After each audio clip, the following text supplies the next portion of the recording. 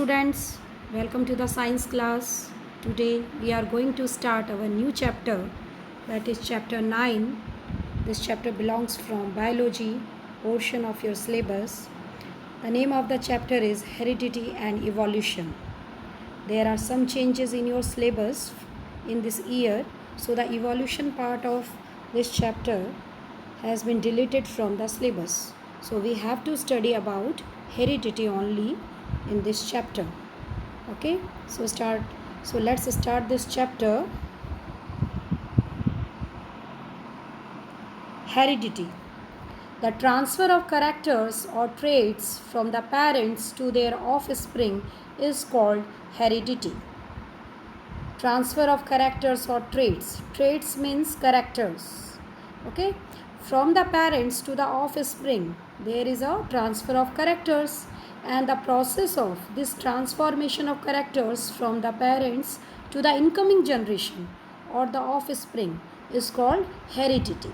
Parents से उनके बच्चों में जो कैरेक्टर्स ट्रांसफ़र होते हैं उसको हम हेरिडिटी कहते हैं. ओके, सो ट्रेट्स मीन्स होते characters. Okay, we are somewhat resembles to our parents. It is due to the transfer of characters from the parents to the offspring. So we resemble our parents. It is due to heredity. Okay, ये heredity कहलाती है कि एक generation से दूसरी generation में characters का transfer होता है. ओके, नाउ वेरिएशंस क्या होते हैं? The differences between the characters और traits among the individuals of the same species are called variations. एक ही स्पीसीज़ के जो डिफरेंट इंडिविजुअल्स होते हैं, एक ही स्पीसीज़ के डिफरेंट इंडिविजुअल्स होते हैं, उनमें जो कैरेक्टर्स में डिफरेंसेस आते हैं उनको हम वेरिएशंस बोलते हैं. वेरिएशंस मतलब होता है बदलाव. Okay, changes. तो ये चेंजेस आते कैसे हैं? इन चेंजेस को साइंस में वेरिएशंस बोलते हैं. सो एक ही स्पीसीज़ के डिफरेंट इंडिविजुअल्स में जो चेंजेस आते हैं उनको हम वेरिएशंस कहते हैं. Okay, for example in this picture you are seeing that these children's, all children's, they are of different, we can say they are of different types. Okay, they are different in their skin tone or their features, body features also. So we can say these are called the variations. एक ही species के हैं, but there are variations in their skin tone or we can say the body design also. So these are the different types of parrots. Okay, but there are differences in their color differences. Okay, some we can say there is red color in the neck portion, while in others it is not so. Okay, it is of yellowish color or little what we can say black color also. So this see this, the brown beetles, there is a green beetle. So the appearance of the green color is a variation. Okay, so in the, we can say, population of brown beetle, we can say the green beetle, the green color is a variation. Okay, similarly the long haired dogs, you see the variety. So there is a color variation, black color, okay, brown color, cream color. So there is a color variation.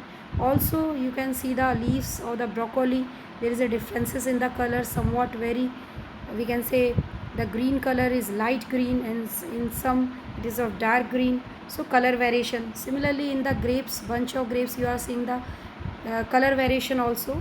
So the variations, these are the changes, differences between the characters or the trait. Trait means characters. Trait means होता है characters. Okay, among the individuals of the same species are called variations.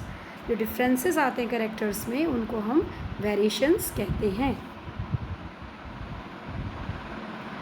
Now next, accumulation of variations during reproduction. When organisms reproduce, the offspring shows minor variations due to inaccuracies in DNA copying. These variations are less in asexual reproduction and more in sexual reproduction. Okay, when organism reproduce, the offspring shows minor variation. Okay, in case of asexual reproduction, we can say the offspring shows minor variations due to the inaccuracies in DNA copying. Okay, so the chances of variations are much more in case of sexual reproduction as compared to asexual reproduction. Why? Because in case of asexual reproduction there is an involvement of single parent only, while in case of sexual reproduction two parents are involved. One is maternal side and other is paternal. So two parents are involved. So the new individual gets characters from both the parents. So there are chances of more variations in case of sexual reproduction. While in case of asexual reproduction, there is an involvement of only single parent. So all the characters of that parent goes into the incoming generation. So there are less variation sexual reproduction के case में ज़्यादा होते हैं क्योंकि to parents का involvement होता है sexual reproduction में. while in case of asexual reproduction there is involvement of single parent, so the variations are also less. Some variations are useful variations and they help the organism to adjust to the changes in the environment. Some variations do not help the organism to adjust to the changes in the environment and they may die and become extinct. Okay, so variations, what are the usefulness of variations? Variations क्यों ज़रूरी हैं? Variations somewhat we can say sometimes variations are useful but sometimes it may be harmful. Okay, कई बार variations useful होते हैं organisms के लिए, कई बार harmful भी हो सकते हैं. ओके, फॉर एग्जांपल वेरिएशंस, अगर colour variation, for example beetle में जो ग्रीन कलर आया है, ब्राउन बीटल की जो पॉपुलेशन, ग्रीन कलर जो बीटल अपीयर हुआ है दैट इज़ बेनिफिशियल हो सकता है. ग्रीन कलर अपने आप को जो प्लांट्स है, जो पत्तियों में, लीव्स में अपने आप को हाइड कर लेगा बीटल, तो जो प्रीडेटर है उसकी पकड़ में नहीं आएगा, उसको शिकारी अपना शिकार नहीं बना पाएगा. ग्रीन कलर के कारण अपने आप को छुपा लेगा, हाइड कर लेगा, तो ग्रीन कलर लंबे समय तक चलता रहेगा. ओके, क्योंकि अपने आप को इसका ग्रीन कलर वी कैन से इसको बेनिफिशियल है, एनवायरनमेंट में अपने आप को छुपा लेगा, इसलिए ये शिकार आसानी से किसी भी वी कैन से बर्ड और वो इसको खा नहीं पाएंगे. ओके, सो इसका ग्रीन कलर का जो वेरिएशन है इसके लिए यूज़फुल है. बट अगर यही ब्राउन कलर की बीटल्स में अगर ब्लू कलर या रेड कलर अपीयर हो जाता तो उसके लिए बेनिफिशियल नहीं होता, क्योंकि उसको बर्ड्स या दूसरा जो प्रेडेटर है उसको आसानी से रिकॉग्नाइज कर लेते और वो पकड़ में आ जाता. सो वी कैन से कई बार वेरिएशन हमारे लिए यूज़फुल होते हैं और कई बार नहीं भी होते. ओके, तो वेरिएशंस कई तरह के हो सकते हैं. बॉडी डिज़ाइन में वेरिएशन हो सकता है, कलर में वेरिएशन हो सकता है. ओके, तो जैसे कई एनिमल्स हैं, ये जो आप देख रहे हो इसमें जो ये इंसेक्ट है ये इस तरह से ग्रीन कलर का है और ग्रास लैंड में अपने आप को हाइड कर रहा है, तो ये लीफ शेप लग रहा है और ऐसा लग रहा है कि अपीयरेंस दे रहा है कि लीफ ही है. तो इस तरह से ये कलर वेरिएशन इसके लिए यूज़फुल है. पोलर बियर का वाइट कलर होता है तो उसको अपने आप को वाइट बैकग्राउंड में छुपा लेता है आसानी से स्नो में. ओके, और वहीं अगर ब्राउन कलर का बियर है तो उसके लिए डिफ़िकल्ट है वहाँ पर सर्वाइव करना. तो वी कैन से वेरिएशंस कई बार यूज़फुल होते हैं ऑर्गेनिजम्स के लिए और कई बार हार्मफुल भी हो सकते हैं. तो what are the role of variation in evolution, और we can say why variations are useful और how it is related to an organism's life.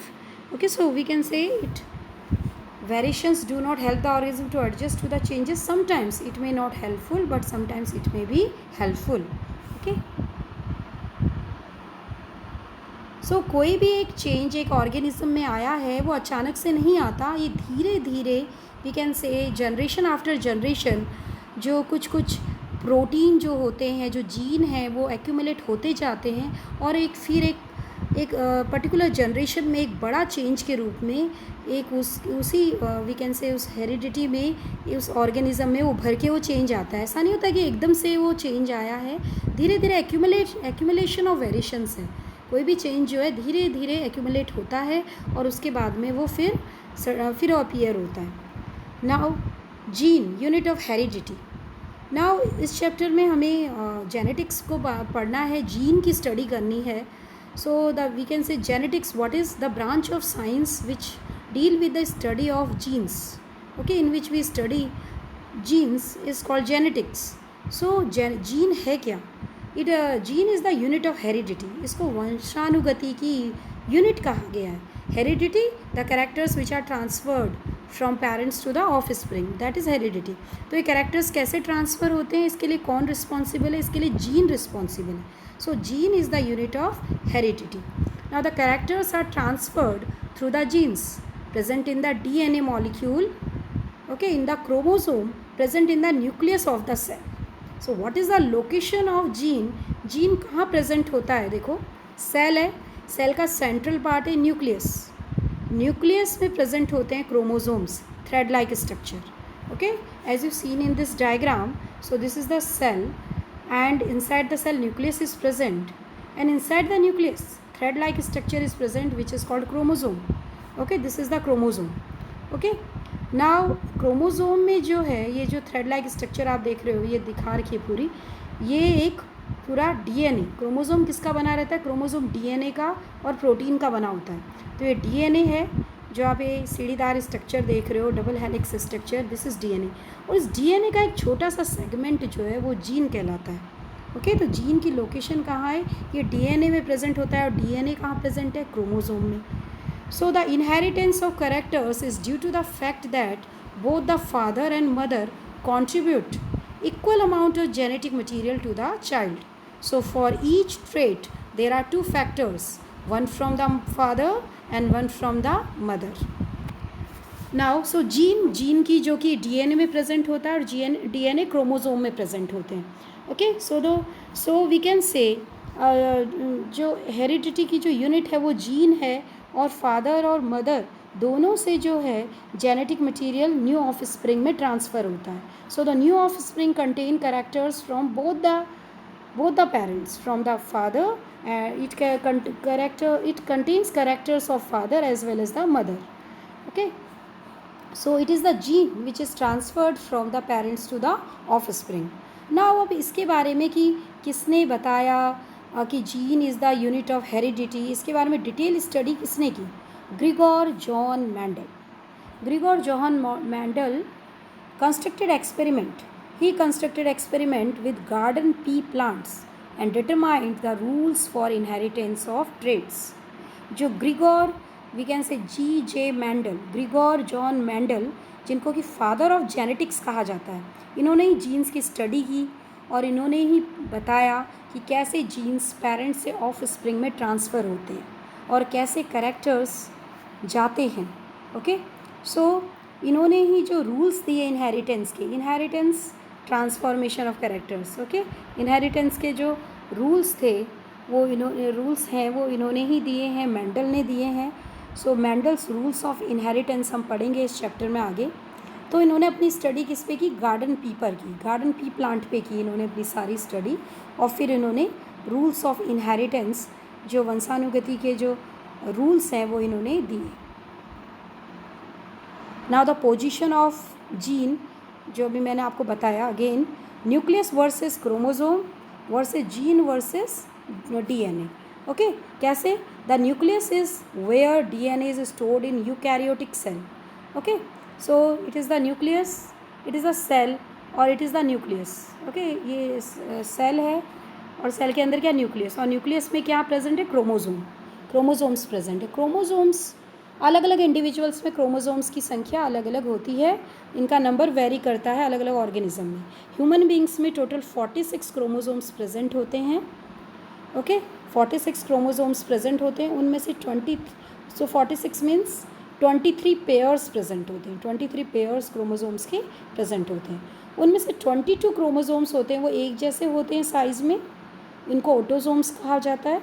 और जो 23rd क्रोमोसोम होता है, 23rd क्रोमोसोम का जो पेयर होता है वो सेक्स क्रोमोसोम कहलाता है, जो कि एक छोटा और एक बड़ा होता है, साइज़ में अलग अलग होता है. जबकि 22 क्रोमोसोम्स के जो पेयर होते हैं वो एक जैसे होते हैं, अलाइक होते हैं, इसलिए उनको ऑटोसोम्स बोला जाता है. 23rd पेयर अलग होता है जिसको कि सेक्स क्रोमोसोम कहते हैं. सो ये क्रोमोसोम्स के नंबर जो हैं अलग अलग इंडिविजुअल्स में वेरी करते हैं, अलग अलग होते हैं. नाउ सो क्रोमोसोम्स कहाँ प्रेजेंट होते हैं? न्यूक्लियस में प्रेजेंट होते हैं. तो क्रोमोसोम्स जो होता है यही मेनली जो है इन जो हेरिडिटी मटेरियल जो है क्रोमोसोम में ही प्रेजेंट होता है. सो the term chromosome is tightly bound DNA. तो क्रोमोसोम जैसे ये है क्रोमोसोम, ये क्रोमोसोम है, इसमें क्या है? इस स्पायरली जो ऐसे ऐसे अरेंज्ड क्या प्रेजेंट है? डीएनए प्रेजेंट है. ओके, जिसको इस तरह से ये से बताया गया इसकी स्ट्रक्चर को. Now DNA is the material that makes up genes and chromosomes. Stretched and unwound it looks like a double helix. अगर इसको ये इस तरह से स्पायरल फॉर्म में होता है, अगर इसको खोला जाए तो इसकी स्ट्रक्चर, इसको अगर इसको स्ट्रेच किया जाए तो इसकी स्ट्रक्चर ऐसे देखने को मिलेगी हमें डीएनए की, ऐसे डबल हेलिक्स स्ट्रक्चर बोलते हैं इसको. The structure of DNA is known as double helix structure. आप ये देख रहे हो इस तरह से ये स्पायरल फॉर्म में डबल हेलिक्स स्ट्रक्चर है. इस डबल हेलिक्स स्ट्रक्चर के बारे में सबसे पहले वॉटसन एंड क्रिक ने बताया था. Watson and Crick told about the double helical structure of DNA. इस तरह से डीएनए की स्ट्रक्चर होती है, डबल हेलिक्स स्ट्रक्चर इसको बोलते हैं. और इस डीएनए का एक सेगमेंट जो होता है ना, डीएनए का ये डीएनए है, इसका एक सेगमेंट जो है वो क्या कहलाएगा, gene. The segment of DNA is known as gene. So the term refers to a gene, a small section of the DNA. Okay, so small section of the DNA is known as gene. It codes for a particular trait. एक particular जो एक छोटा सा section है DNA का, उसको हम gene बोलते हैं. और एक पर्टिकुलर करेक्टर की कोडिंग जो है वो ये जीन देता है. ओके, पर इसी तरह से कई सारे प्रोटीन्स, एक्चुअल में जीन क्या है, जीन प्रोटीन है. तो इस तरह से अलग अलग प्रोटीन्स प्रेजेंट होते हैं जो स्पेसिफिक करेक्टर के लिए कोडिंग करते हैं बॉडी में. So this is all about कि जीन क्या होता है, ये कहाँ प्रेजेंट होता है. Okay, so very important location of gene and its structure. इस तरह से स्पायरल फॉर्म होती है और इसको बोलते हैं डबल हेलिक्स स्ट्रक्चर.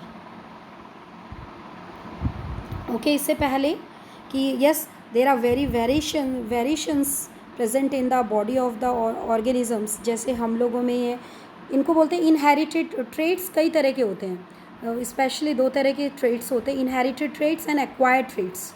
कुछ ट्रेट्स ऐसे होते हैं जो कि हमें इनबॉर्न होते हैं, ऐसे करेक्टर्स जो हमें जन्म से मिलते हैं, इनबॉर्न करेक्टर्स होते हैं हमारे, वो कहलाते हैं इनहेरिटेड ट्रेट्स. इनहेरिटेंस से मिले हमें वो अपने पेरेंट्स से मिले, इनहेरिटेंस कहलाते हैं. ओके, कुछ कह रहे तो इनहेरिटेड ट्रेट्स होते हैं जो कि हमें जन्म से मिलते हैं. ओके, और कुछ कैरेक्टर्स ऐसे होते हैं जो एक्वायर्ड ट्रेट्स होते हैं, जो कि हमें जन्म के बाद में मिलते हैं. कैरेक्टर्स जो हमें जन्म के समय हमें वो कैरेक्टर्स नहीं थे, लेकिन जन्म के बाद में हमने उनको एक्वायर किया. Okay, so such characters are called acquire characters. Okay, जैसे इनहेरिटेड कैरेक्टर्स में है जैसे attached ear lobes and free ear lobes. जैसे आपके ईयर लोब्स हैं. ओके, ईयर के लोब्स जो होते हैं वो फ्री होते हैं कई बहुतों के. Somebody has free ear lobes while some have attached ear lobes. कईयों के जो ईयर लोब्स होते हैं वो अटैच्ड रहते हैं स्किन से. ओके, फेस की स्किन से. और कईयों और बहुतों के क्या होते हैं, फ्री होते हैं. सो ये जो ईयर लोब्स का फ्री होना और अटैच्ड होना ये एक इनहेरिटेड ट्रेट्स हैं. कईयों के बहुतों के जो फ्री होंगे और बहुतों के अटैच्ड होंगे, तो ये इनहेरिटेड ट्रेट्स है, ये जन्म से होगा. ओके, सो ऐसे ही कैरेक्टर्स, ऐसे traits which are present in an individual from inborn. Okay, which are inborn characters. Okay, the traits which we get from we can say from the birth time are called inherited traits. वो inherited traits होते हैं. Now Gregor John Mendel जिनको कि which are known as the father of genetics, जिनको कि father of genetics कहा जाता है, जिन्होंने जेनेटिक्स के बारे में सबसे ज़्यादा इन्होंने जीन की स्टडी की और जेनेटिक्स को इन्होंने इवॉल्व किया, जेनेटिक्स दी इन्होंने. ओके, तो वो क्या थे, वो ऑस्ट्रेलियन मॉन्क थे. ऑस्ट्रिया में रहते थे और एक मॉन्क के पद पे पोजीशन पे वर्क करते थे. ओके, ना Mendel was educated in a monastery and went on to study science and mathematics at the University of Vienna. Failure in the examination for teaching certificate did not suppress his zeal for scientific quest. He went back to the monastery and started growing peas. Many others had studied the inheritance of traits in peas and other organisms earlier, but Mendel blended his knowledge of science and mathematics and was the first one to keep count of individuals exhibiting a particular trait in each generation. Okay, so Mendel, he blend his knowledge of science and mathematics, and these we can say he was very intelligent, so he worked hardly and he worked on genetics and he gave the laws of inheritance. So he Australian monk, Okay, he studied the inheritance of traits in pea plants. He developed the laws of inheritance. Mendel's work was not recognized till the turning of the 20th century. बाद में 20th century में फिर से जो है इनकी study की गई और इनको फिर से जो इन्होंने जो वर्क किया था उसको फिर से रिवॉल्व किया गया और फिर इनकी इम्पोर्टेंस का पता चला कि इन्होंने क्या इम्पोर्टेंट वर्क किया है. सो फादर ऑफ जेनेटिक्स किसको कहा जाता है? ग्रिगोर जोहन मेंडल को कहा जाता है, जिन्होंने लॉज ऑफ इनहेरिटेंस दिए. और इनका वर्क जो था वो बेसिकली किसके ऊपर था, किसके ऊपर इन्होंने वर्क किया? इन्होंने गार्डन पी पे, इन्होंने गार्डन पी को अपना जो वर्क था उसका मेन बेस बनाया, गार्डन पी के ऊपर स्टडी की और फिर स्टडी करके उन्होंने लॉज ऑफ इनहेरिटेंस दिए. So why he selected garden pea?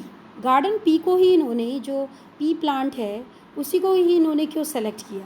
P plant जिसका नाम साइंस में पाइसम सटाइवम है. Pisum sativum is the scientific name of garden pea. इसका पाइसम सटाइवम इसका we can say scientific name है. Mendel did a statistical study. Statistical study होती है mathematical, जिसमें मैथमेटिकल स्टडी भी की जाए, स्टेटिस्टिक्स भी लगाई जाए जिसमें. He had a mathematical background, mathematical background भी था, इसलिए उन्होंने जो मैथमेटिकल स्टडी की, साइंस और मैथमेटिक्स दोनों का कॉम्बिनेशन करते हुए उन्होंने स्टडी की. He prepared his experiments carefully and conducted preliminary studies. Okay, carefully उन्होंने एक्सपेरिमेंट किए बहुत पेशेंस के साथ. He choose the garden pea Pisum sativum because, क्यों उन्होंने पाइसम सटाइवम का ही सिलेक्शन किया? Very important for exam point of view पूछा जाता है कि पाइसम सटाइवम को क्यों सेलेक्ट किया उन्होंने. He choose the garden pea Pisum sativum because peas were very easy to cultivate. Peas को कल्टिवेशन उनका ईजी होता है. Had a short generation time and could be cross pollinated easily. इनका जो ड्यूरेशन होता है, मैच्योरिटी ड्यूरेशन काफ़ी short होता है, बहुत जल्दी जल्दी इनसे आउटपुट मिल जाते हैं, शॉर्ट जनरेशन टाइम है इसका. इसके साथ साथ क्रॉस पॉलिनेशन करना इनका बहुत ईजी होता है. ठीक है, तो जो इस वी कैन से स्टेमन और पिस्टिल जो पॉलन ग्रेन्स है उनका आपस में क्रॉस पॉलिनेशन करना बहुत ईजी होता है इसमें. From many varieties Mendel choose 22 true breeding varieties for his experiment. 22 varieties को, अलग अलग वेराइटीज़ को लेकर उन्होंने अपने एक्सपेरिमेंट किए. True breeding varieties had all the of spring like the parents and like each other. ठीक है, तो इन्होंने जो स्टडी की उन्होंने देखा कि इनके जो कैरेक्टर्स हैं उनके पेरेंट्स से काफ़ी मेल कर रहे हैं, तो उन्होंने 22 वेराइटीज़ को चुना. तो पाइसम सटाइवम को ही क्यों इन्होंने अपनी स्टडी का बेस बनाया? Because it is a short plant. Okay, सबसे पहले तो है कि ये शॉर्ट ड्यूरेशन प्लांट है, ईजी टू कल्टिवेट है. ओके, एनुअल प्लांट है, एनुअली इसमें जो है आउटपुट मिल जाता है. और इसके साथ साथ इसमें डिफरेंट करेक्टर्स, 7 तरह के डिफरेंट कॉन्ट्रास्टिंग करेक्टर्स जिनको उनको स्टडी करना था वो सारे उनको पी प्लांट में मिले थे. Okay, studied 7 different types of contrasting characters which he found in P plant. 7 तरह के जो 7 ट्रेट्स ऑफ पाइसम सटाइवम, 7 अलग अलग ट्रेट्स करेक्टर्स जिनकी स्टडी मेंडल ने की, वो कौन कौन से थे? जो मटर के प्लांट थे पाइसम सटाइवम, उसमें कौन कौन से 7 अलग अलग करेक्टर्स की मेंडल ने स्टडी की. The 7 pair of contrasting characters और Pisum sativum chosen by Mendel for his experiment are. Characters कौन कौन से थे? First, height. उन्होंने हाइट को कंसिडर किया, प्लांट की हाइट को. तो दोनों तरह के प्लांट्स उन्हें मिले, टॉल प्लांट्स भी मिले, पी के प्लांट टॉल भी थे तो ड्वार्फ भी थे. ओके, तो डोमिनेंट, आगे हम इस चैप्टर में मैं आपको बताऊंगी कि डोमिनेंट एंड रेसेसिव क्या होता है. डोमिनेंट होता है जो करेक्टर ज़्यादा मात्रा में प्रेजेंट होता है, जो अपने आप को ज़्यादा प्रेजेंट करता है, रिप्रेजेंट करता है, वो डोमिनेंट होता है. जैसे क्लास में होता है ना, जैसे कोई बच्चा डोमिनेंट होता है, कोई रेसेसिव होता है. डोमिनेंट वो अपने आप को ज़्यादा एक्सप्रेस करता है. ओके, तो दैट इज़ डोमिनेंट. और रेसेसिव जो उदासीन होता है, जो अपने आप को एक्सप्रेस नहीं कर पाता, वो रेसेसिव होता है. सिमिलरली करेक्टर्स में भी dominant traits and recessive traits होते हैं. जो करेक्टर्स अपने आप को एक्सप्रेस कर दे वो डोमिनेंट होता है, जो अपने आप को इतना एक्सप्रेस नहीं कर पाए, ठीक है, कभी कभी एक्सप्रेस हो, वो होता है रेसेसिव ट्रेट. तो हाइट में भी 2 तरह के प्लांट्स मिले, प्लांट की हाइट टॉल प्लांट्स भी मिले, ड्वार्फ प्लांट भी मिले. उसमें जो टॉल प्लांट थे वो डोमिनेंट ट्रेट था, जो टॉलनेस था प्लांट का वो डोमिनेंट करेक्टर था. नेक्स्ट है सीड शेप. सीड का शेप जो है वो भी अलग अलग था, राउंड एंड रिंकल्ड. सीड जो हैं, जो बीज हैं, कुछ बीज जो होते हैं राउंड होते हैं, गोल होते हैं, कुछ रिंकल्ड होते हैं, झुर्रीदार बीज भी होते हैं। तो सीड का शेप भी अलग अलग था, कुछ मटर के बीज जो थे राउंड थे और कुछ कैसे थे, रिंकल्ड थे। तो सीड के शेप में भी अलग अलग दो तरह की वैरायटी मेंडल को मिल गई, round and wrinkled shape seed. Next जो मेंडल ने देखा करेक्टर, कॉन्ट्रास्टिंग कॉन्ट्रास्टिंग मतलब विरोधाभास, अलग अलग तरह के करेक्टर। तीसरे तरह के करेक्टर में था सीड का कलर, सीड कलर उनको वो भी कॉन्ट्रास्टिंग मिला, येलो कलर के सीड में मिले, उन्हें ग्रीन कलर के सीड में मिले। तो this is the third character कि येलो एंड ग्रीन कलर के सीड्स। नेक्स्ट उन्होंने देखा फ्लावर कलर में भी उनको वेरिएशंस मिले, कॉन्ट्रास्ट मिला, देखने को मिला। फ्लावर जो थे पी प्लांट के वॉयलेट कलर के फ्लावर्स भी थे और वाइट कलर के फ्लावर्स भी थे, तो that is also contrasting character. उनको ये देखने को मिला कि यस दो कलर के प्लांट हैं, अगर इनको आपस में अगर मैं फर्टिलाइज़ करवा दूँ तो इनकमिंग जनरेशन में कौन सा फ्लावर मिलेगा। तो इस तरह से उनकी स्टडी को बेस मिला। तो फ्लावर के कलर अलग अलग थे, वॉयलेट कलर के फ्लावर्स एंड वाइट कलर के फ्लावर्स।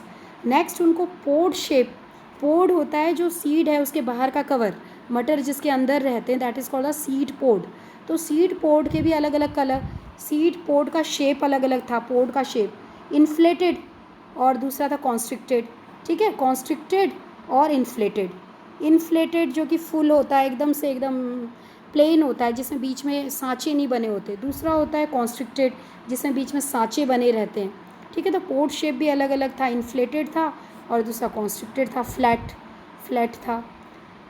इसी तरह से पोड कलर में भी उनको चेंजेस देखने को मिले।